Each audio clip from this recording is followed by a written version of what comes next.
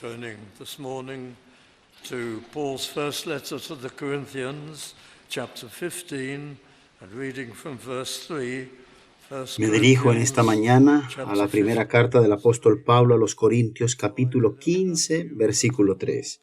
Primera de Corintios 15, versículo 3. Porque primeramente os he enseñado lo que asimismo recibí, que Cristo murió por nuestros pecados conforme a las Escrituras, y que fue sepultado y que resucitó al tercer día, conforme a las Escrituras. Y nuestro tema es cuán única es la resurrección de Cristo. Bueno, en realidad todo es único acerca del Evangelio. No hay nada como el Evangelio en todo el mundo, y no hay nadie como Cristo, el Salvador del mundo. Pensamos en su encarnación. La encarnación de nuestro Señor y Salvador Jesucristo es algo único, que Dios haya descendido a nuestro mundo y que Dios haya sido hecho un hombre. Y la vida que Cristo vivió y los milagros extraordinarios que en la historia del mundo no tiene paralelo. Nadie hizo tantos milagros, además atestiguados por tanta persona, además anunciados por los profetas, milagros constantes de sanidades, sanación de cojos, vista a los ciegos, incluso resurrección de los muertos, con un simple toque de manera instantánea, y todos de carácter duradero. Muchas ciudades al mismo tiempo, miles de personas. Cosas como estas nunca sucedieron en la historia del mundo. Nunca hubo señales como estas. Ahora, su muerte expiatoria en la cruz del Calvario, la expiación de Cristo es algo única. Que Dios hecho hombre viniera a este mundo y sufriera en la cruz del Calvario, en lugar de hombres y mujeres, de manera que pudiese comprar la salvación, el plan de salvación. Nada como esto. Ahora la resurrección de los muertos. Bueno, en realidad, a menudo leemos acerca de supuestos eventos de resurrección, muchos de ellos. ¿De verdad? La gente suele decir estas cosas, pero ¿dónde? ¿Y quién? Bueno, pues algunas personas dicen que, por ejemplo, Rómulo resucitó de la muerte. Rómulo nunca existió. Rómulo es una leyenda.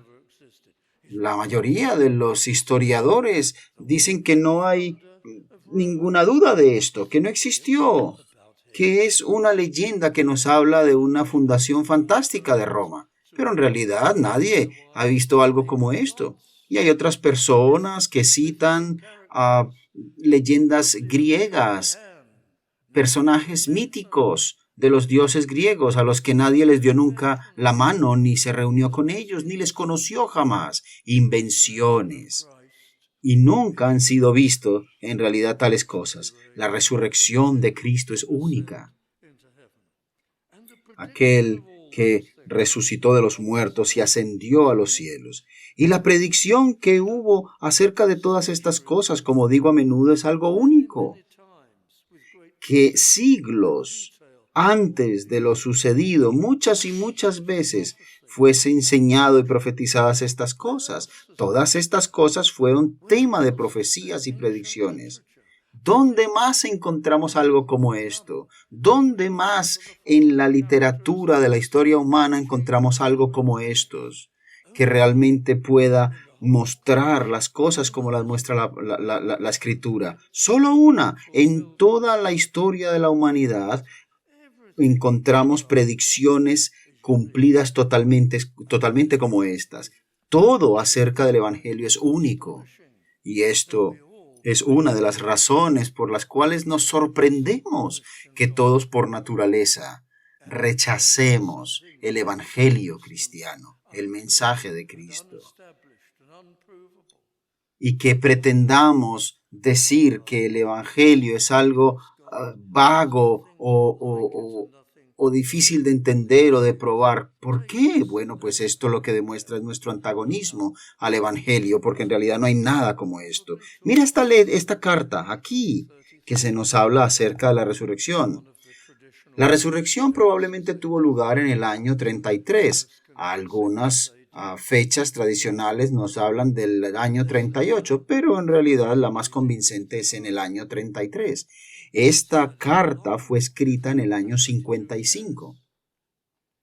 Así que en realidad no es mucho tiempo de diferencia, son solo 22 años entre la resurrección y el momento de la escritura de esta carta. Y la mayor parte del grupo de 500 personas que se menciona en esta carta estaban vivos al tiempo en el que se escribió esto. Ahora, el libro de los Hechos fue escrito 5 años después de esta carta a los Corintios, es decir, solo 27 años después de la resurrección. Estamos hablando de 22 o 27 años de diferencia. No encontramos algo como esto en la historia de la humanidad, que hayan testigos aún vivos y en tal cantidad que puedan testificar que lo que se está escribiendo es cierto. Algunas personas en estos días, por ejemplo, personas críticas del Evangelio dicen, los cristianos escriben y se inventan historias que en realidad tienen diferencias de siglos después de los eventos. ¡Cuánta ignorancia de los hechos! Las personas no tienen idea de lo que están diciendo cuando citan este tipo de cosas sin sentido. Aquí en esta primera carta a los Corintios leemos hechos acerca de la resurrección. Y la carta fue escrita únicamente 22 años después de los eventos de la resurrección de Cristo. Y testigos de esa resurrección aún estaban vivos. Así que vamos a ver algunas cosas acerca de estos grandiosos versículos. El versículo 4 nos dice que Cristo fue sepultado y que resucitó al tercer día conforme a las Escrituras. Una vez más, como ya he mencionado, fue algo profetizado, predicho. Y el apóstol entonces dice esto en 2 ocasiones, en el versículo 3 y 4. Dice que conforme a las Escrituras se anunció a Cristo y la resurrección. Él repite esto 2 veces. Ahora también cita que hubo testigos que podían probar estos eventos. Y cuando incluso menciona que muchos de estos testigos estaban aún vivos. Y estos son eventos que son corroborados también por historiadores judíos y paganos, no solamente los registros del Evangelio, las epístolas y el libro de Hechos del Nuevo Testamento. Y la mayor parte de los apóstoles, posiblemente todos ellos, pero muchos de ellos, murieron de forma violenta, crucificados o clavados o quemados por decir estas cosas. Yo vi al Señor resucitado. Estos hombres no solo fueron testigos, sino que además testificando esto, dieron sus vidas para defender esa verdad, que vieron al Señor resucitado. Versículo 5, y que apareció a Cefas, este es Pedro, y después a los 12. De hecho, antes de ser visto por Pedro, Pablo no dice que fue el primero. Cristo fue visto por María, otra mujer, pero no es mencionada aquí porque aquí claramente está mencionando a estos hombres públicos que han testificado de la resurrección de Cristo, como los apóstoles y predicadores. No menciona a la mujer porque en aquellos días ellas no podían testificar públicamente acerca de estas cosas. Entonces él está hablando acerca de los testigos que tenían el poder de testificar. Y los 12 aquí se usa como una frase para ilustrar a todos los apóstoles, porque de hecho, en realidad, cuando se apareció a Pedro, no fue visto por los 12, sino por 10, porque Judas ya no estaba allí. 10 aparte de Pedro. Pero también Tomás, en sus momentos de duda, no estaba allí. Así que fue visto por Pedro y por los 10. Pero para describirlos a ellos, entonces Pablo habla de los 12, pero no literalmente eran los 12 en este momento, del versículo 5. Después de esto, versículo 6, apareció a más de 500 hermanos a la vez. Bueno, no se nos dice mucho al respecto. De hecho, este es el único lugar en la Biblia donde se nos menciona a 500 testigos. ¿Serían los mismos de la reunión con los discípulos en Galilea? Podría ser. porque en ese momento habían probablemente 500 personas. En el libro de los Hechos, por ejemplo, se nos habla únicamente de 120. 500 es un gran número. Muchas personas venían de muchos lugares, así que probablemente esta reunión se refiere a la reunión de Galilea, pero no podemos estar seguros de esto. Después apareció a más de 500 hermanos a la vez, de los cuales muchos viven aún y otros ya duermen. ¿Cuántos estarían vivos? ¿300? ¿400? Como Pablo escribe aquí 22 años después de la resurrección de Cristo. Y otros ya duermen. Versículo 7. Después apareció a Jacobo. Bueno, nosotros sabemos que Jacobo era el medio hermano del Señor Jesucristo y que por mucho tiempo fue pastor de la iglesia en Jerusalén, y sabemos que él vio al Señor resucitado. Pero esta es la única referencia directa de Jacobo. Y después a todos los apóstoles. Y entonces se refiere aquí al día del Señor siguiente, cuando se apareció estando allí también con Tomás, o tal vez a algún momento posterior donde habían más personas reunidas. Recordemos que 70 personas fueron enviadas por el Señor como discípulos, y después ellos, aunque fueron llamados apóstoles, no eran apóstoles por oficio estrictamente hablando, pero aún así eran discípulos. Y aquí se nos menciona a los 10 más Tomás, en el versículo 7 refiriéndose a los 12, y en el versículo 8, y al último de todos, la última aparición del Señor Jesucristo resucitado. Al último de todos. Esta es una frase importante, porque algunas personas se llaman a sí mismos apóstoles hoy en día. Pero una de las cualificaciones para ser apóstoles en el Nuevo Testamento es haber visto al Señor resucitado. Y si Pablo fue el último que vio al Señor resucitado, entonces no pueden haber más apóstoles, no es posible. El último de todos. Se me apareció a mí. Y desde luego esto fue después de la ascensión, porque los demás apóstoles vieron al Señor resucitado antes de la ascensión, pero después de su ascensión, de manera maravillosa y milagrosa, se apareció a Saulo de Tarso. Pero fue la última aparición del Señor resucitado.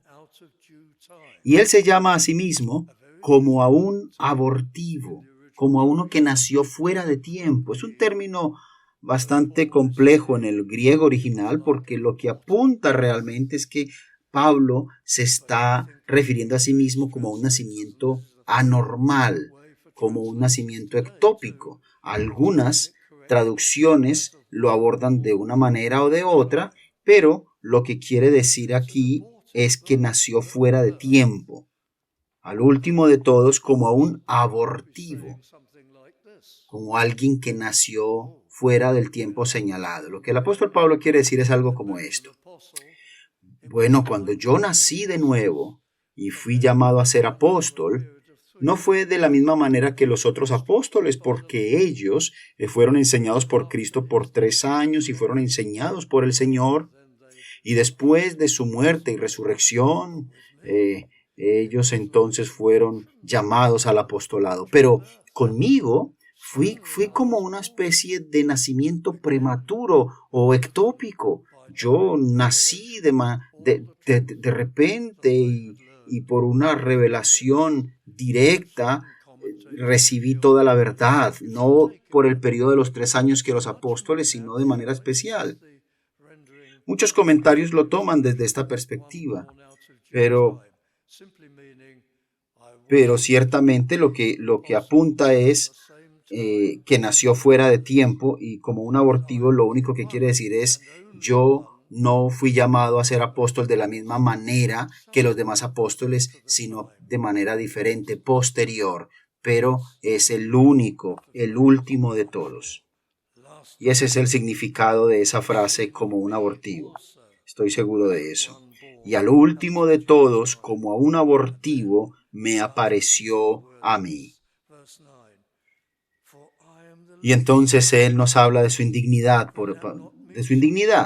porque yo soy el más pequeño de los apóstoles, que no soy digno de ser llamado apóstol, porque perseguía la iglesia de Dios. Pero por la gracia de Dios soy lo que soy, por una gracia inmerecida únicamente, y su gracia no ha sido en vano conmigo, es decir, sin sentido o desperdiciada, sino que antes he trabajado más que todos ellos, geográficamente hablando, extensivamente hablando, de hecho fue así, porque el apóstol Pablo, abarcó gran territorio en su obra ministerial, pero no yo, sino la gracia de Dios conmigo. Y este es un enunciado muy importante del apóstol, porque su humildad brilla. Oh, queridos amigos, qué modelo para el ministro siempre. Él rechaza todos los aplausos. ¿Qué es un ministro de Dios? Un portavoz, eso es todo. Uno que habla y expande la palabra de Dios. Uno que no tiene autoridad en sí mismo, sino que sencillamente reproduce y explica la palabra de Dios. No tiene de forma inherente un oficial especial en sí mismo, un oficio especial en sí mismo. Nunca debe ser aplaudido. Nunca debe ser el objetivo por el cual escuchamos la enseñanza. Nunca debe estar vestido de manera especial o de ropaje ritual que le dé un estatus o una apariencia de importante, sino que debe ser como el apóstol Pablo, que nunca reclamó ser algo en especial en sí mismo, sino que él toda la bendición y la bendición que recibió era para el servicio del Señor. Y nosotros debemos seguir al apóstol Pablo y presentarnos a nosotros mismos como sirvientes de Dios, de su palabra y nada más. Y esa es nuestra meta hoy en día y siempre, o por lo menos debe serlo, como ministros de Dios al pueblo. Y estos versículos son muy preciosos. Muy bien, ahora el versículo 11. Porque o sea yo, o sean ellos, es decir, los otros apóstoles, así predicamos y así habéis creído. Estuve tentado a empezar con este versículo porque es muy precioso para nosotros. Nos habla de la primacía, de la importancia de la predicación. Así predicamos y así habéis creído. No apela a ninguna emoción en la proclamación del Evangelio, a manipulación emocional. Algunas personas, por ejemplo, hacen uso de dramas y de estos llamados películas cristianas y todo este tipo de cosas para comunicar el Evangelio a través de obras dramáticas, pero eso en realidad es una manipulación de las emociones. Esto no puede traer verdaderos convertidos. Algunas personas tratan únicamente los medios intelectuales y fijan toda su atención en los esfuerzos apologéticos para tratar de convencer a las personas totalmente de forma intelectual acerca del Evangelio. Ahora, la apologética es muy útil y de gran ayuda y bastante confortable, pero nunca puede salvar. La esencia de la proclamación de la doctrina, del evangelio y de las verdades es que sea proclamado, explicado de la manera que el predicador pueda darlas a entender y apelar y persuadir al pueblo. Debe ser una clara presentación del evangelio, porque ese es el orden que Dios ha establecido. Aquí está, predicado. Por eso dice entonces, así predicamos, somos heraldos, y así habéis creído.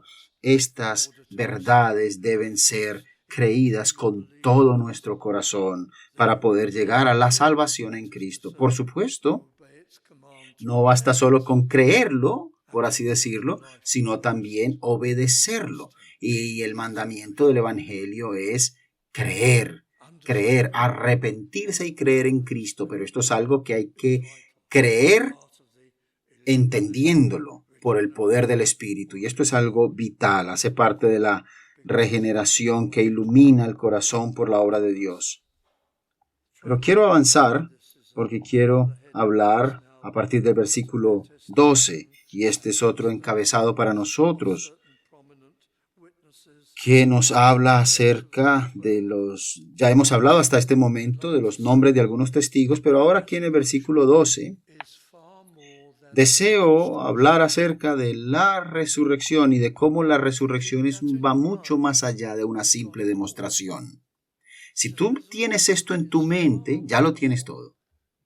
La resurrección es mucho más que una demostración de la divinidad de Cristo. Es esto, desde luego que sí, pero va mucho más allá de una demostración de su naturaleza divina, de la naturaleza divina de Cristo. De hecho, esto es algo vital, una parte vital. Comprender estas cosas es vital del Evangelio y por eso necesitamos tenerlo claro en nuestras mentes. Así, versículo 12. Pero si se predica de Cristo que resucitó de los muertos, ¿cómo dicen algunos entre vosotros que no hay resurrección de muertos? Había una herejía que llegó a Corinto y era bastante fatal. No afectó a la mayoría de la gente, pero probablemente a un número sustancial. Y esta herejía lo que decía es que no hay tal cosa como una resurrección corporal. ¿Cómo puedes decir eso?, dice el apóstol Pablo. Bueno, él sabía la respuesta. La razón por la cual ellos decían esto es porque ellos eran corintios y ellos estaban grandemente influenciados por la filosofía griega. Y la filosofía griega, o la mayoría de los filósofos griegos, enseñaron que la materia es intrínsecamente mala. Por lo tanto, el cuerpo es esencialmente algo malo. Así que, por supuesto, no puede haber tal cosa como un cuerpo resucitado que va al cielo, porque el cuerpo es malo. Eso es lo que los filósofos creían. Así que la resurrección física, corporal, era imposible, porque toda la materia es mala. Esa es probablemente la misma herejía de Himeneo y Fileto, y ellos la estaban enseñando. Ellos decían que la resurrección ya había tenido lugar. Ellos lo explicaban de esta manera para decir que no había resurrección porque la materia es mala. Así que esto es acerca del nuevo nacimiento en Cristo y únicamente una renovación espiritual, y que esa era la resurrección, y que la resurrección tuvo lugar cuando uno se convertía. Esa era la herejía. Y entonces esto mismo estaba sucediendo aquí en Corinto. Pero ¿cómo puedes entonces decir esas cosas?, dice el apóstol Pablo. Versículo 13. Porque si no hay resurrección de los muertos, tampoco Cristo resucitó. Estás negando la resurrección de Cristo. Eso es lo que estaban diciendo. Si no hay resurrección bajo ninguna circunstancia, pues entonces tampoco Cristo resucitó, es lo que implica. Versículo 14, y si Cristo no resucitó, ya que la resurrección es más que una demostración de poder, entonces vana es nuestra predicación y vana es también vuestra fe. Bueno, ¿y por qué? Vamos a considerarlo en un momento. Versículo 15, y somos hallados falsos testigos de Dios, porque hemos testificado de Dios que Él resucitó a Cristo, y si esto no es verdad, entonces los apóstoles y los testigos de la resurrección son unos mentirosos. Versículo 16, muy importante, Él se repite a sí mismo.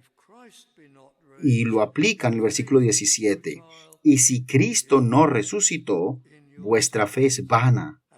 Aún estáis en vuestros pecados.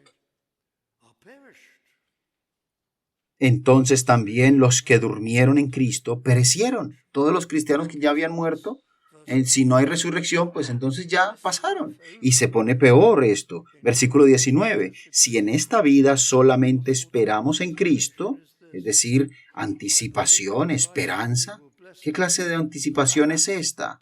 Yo creo en Cristo, que Él me ha bendecido en vida, pero si no hay resurrección en la vida eterna después, entonces esa bendición es solamente espiritual y espíritus flotando alrededor en un reino espiritual sin cuerpo, sin elementos físicos, sin una visión del uno y del otro, sino simplemente cosas espirituales de alguna manera u otra, pero no una resurrección corporal.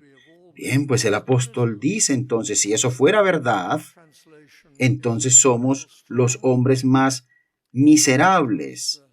Esa traducción es un poco fuerte, porque lo que el griego literalmente dice es que somos hombres dignos de lástima. Como dice aquí el versículo 19 en español, lo más dignos de conmiseración. ¿Y por qué lástima? Bueno, pues porque servimos al Señor. Y nosotros para servirle a Él sufrimos reproches y rechazo de muchas personas. Y nosotros nos disciplinamos a nosotros mismos en la vida y renunciamos a los excesos y renunciamos a los placeres sensuales y al gozo de este mundo y a la vida mundana de vivir, y nos separamos de estas cosas y mortificamos nuestro orgullo, renunciamos a todo esto, pues entonces somos dignos de lástima, porque no sería para nada, ya que no hay resurrección. Y cuando John Newton dijo: Salvador, si por gracia soy miembro de la ciudad de Sion, y ahí escribió él este himno grandioso: se desvanece el placer del mundano, toda su pompa y espectáculo, las sólidas alegrías y el tesoro duradero que solo los hijos de Sión conocen. Entonces esto sería mentira. Si sería únicamente espiritual, en una especie de eternidad solamente espiritual, sin materia, sin cuerpo, sin una nueva creación. Nada como eso. Pues entonces sí somos dignos de lástima, porque todo sacrificio que hacemos o las persecuciones que sufrimos es por nada. Entonces, es lo que el apóstol dice. Piensa en esto. Piensa en lo absurdo que resulta negar la resurrección, porque la resurrección alcanzó mucho por nosotros. Obviamente que también es la demostración de la divinidad de Cristo. Por supuesto que demuestra que Él es más que un hombre.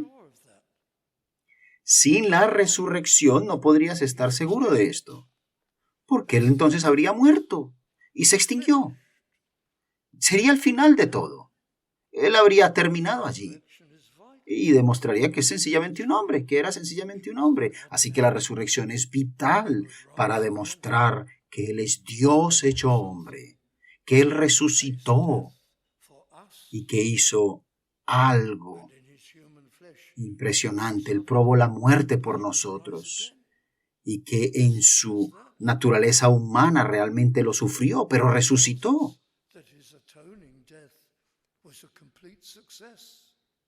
Pero esto nos dice además, la resurrección nos dice que la muerte expiatoria tuvo éxito. ¿Cómo sabría yo si la muerte expiatoria de Cristo tuvo éxito? Que Él realmente murió y cargó con todos mis pecados, si no hubiese resucitado. Si Él sencillamente hubiese sufrido por nosotros, supuestamente, y luego hubiese muerto.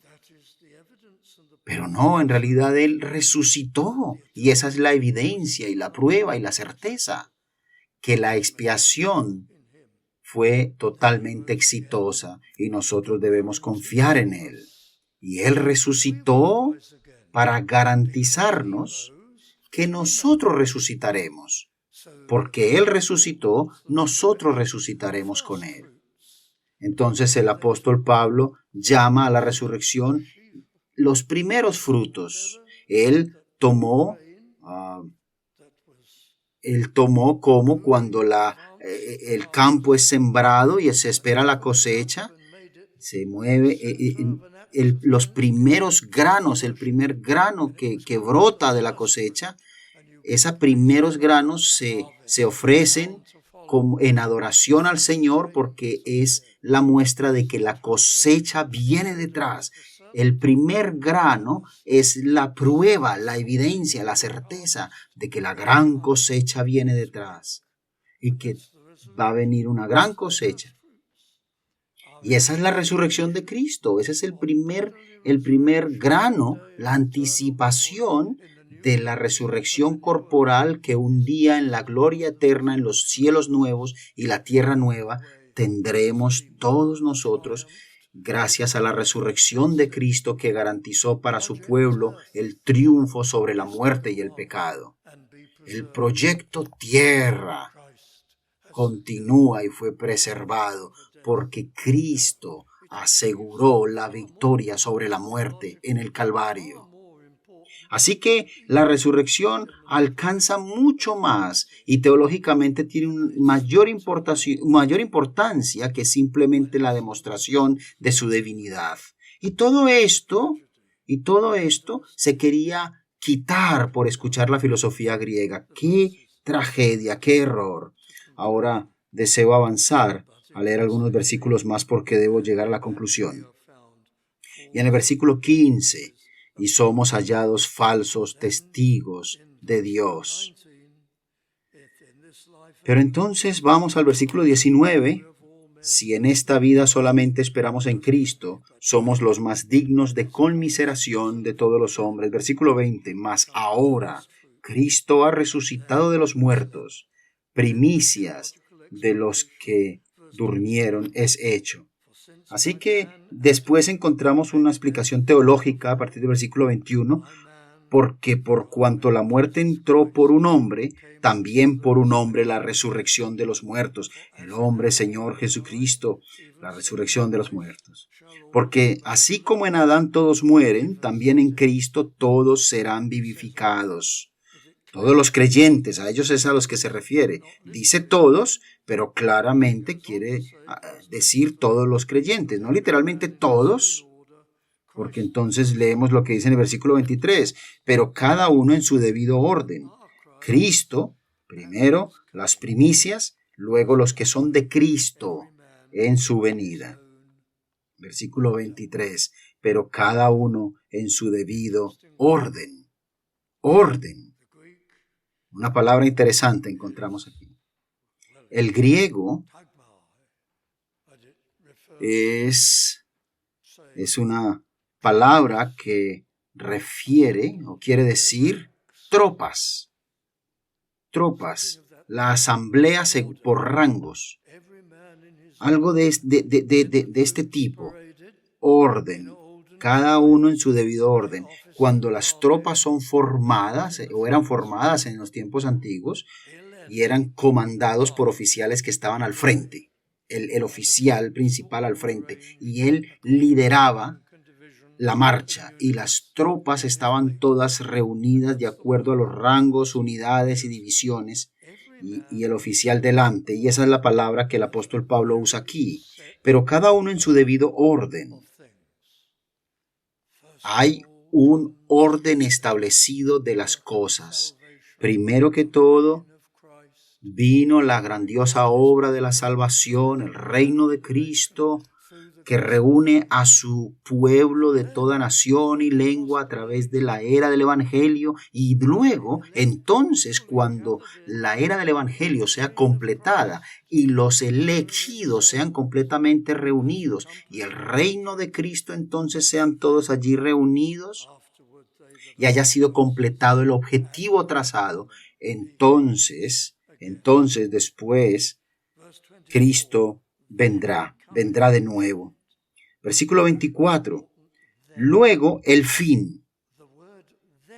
Esta palabra luego es muy importante. La palabra luego aquí significa inmediatamente después, en ese tiempo. Algunas personas tratan de estirar demasiado la palabra luego y algunos dicen, bueno, ¿quién sabe? ¿Quién sabe? Eso no significa luego, más tarde o quizás después. No, eso es lo que quiere decir. No quiere decir después de un periodo de tiempo posterior, después de un tiempo. No, lo que el apóstol está diciendo aquí, y esto es algo muy importante, final del versículo 23, Cristo en su venida y luego el fin. Y punto. Pablo, pero has olvidado algo. ¿Qué olvidó Pablo? A ver. ¿Has olvidado el milenio? Paul has never heard of that. Bueno, pues sí, esto es un hecho, porque Pablo nunca escuchó nada acerca del milenio. Every man in his own Nunca escuchó nada al respecto. to God's agenda and God's plan and Cada, timetable cada uno en su debido orden, de acuerdo al orden de Dios, al plan de Dios. Cristo luego vendrá day of judgment liderando las tropas. is closed. Y luego es el día del juicio y todas las cosas son concluidas. Allí, en aquel mismo momento. Pablo nunca escuchó nada acerca de milenios. Search all the words of Christ. Pablo jamás, nunca, ninguno de ellos. Tal cosa como milenio, y en las enseñanzas de Cristo jamás se habló acerca de milenio. Y Él es el Hijo de Dios. Not going into it now.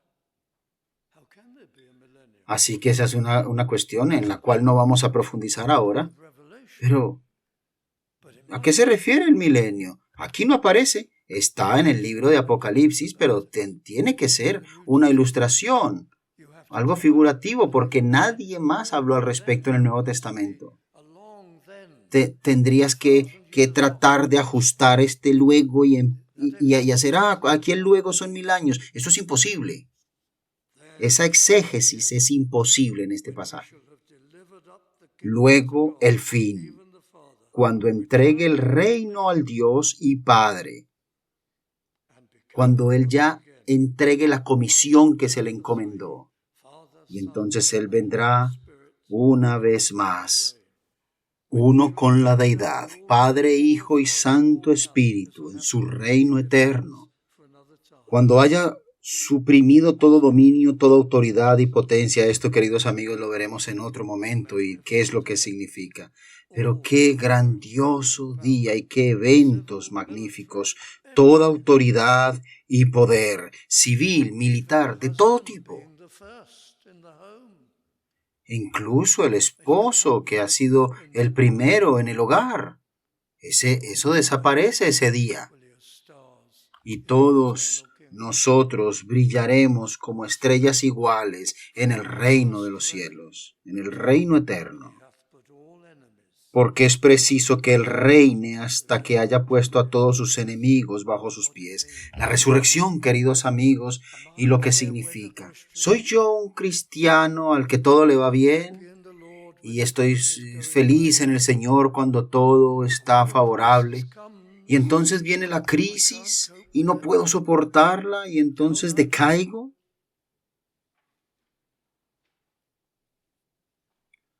Nosotros todos hemos sido culpables de esto, queridos amigos.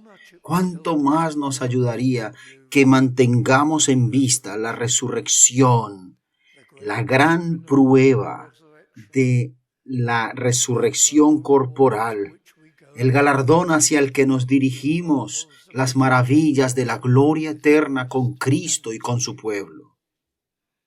Fijemos nuestros ojos en las cosas que están delante y verás cómo los problemas de esta vida presente, incluso aquellas cosas que realmente nos duelen, son mucho más fáciles de llevar y gozarnos en el Señor, y el gozo estará siempre con nosotros a lo largo del camino, porque mantenemos nuestros ojos puestos en los privilegios inmerecidos que Cristo nos da por gracia, la resurrección de nuestro Señor Jesucristo.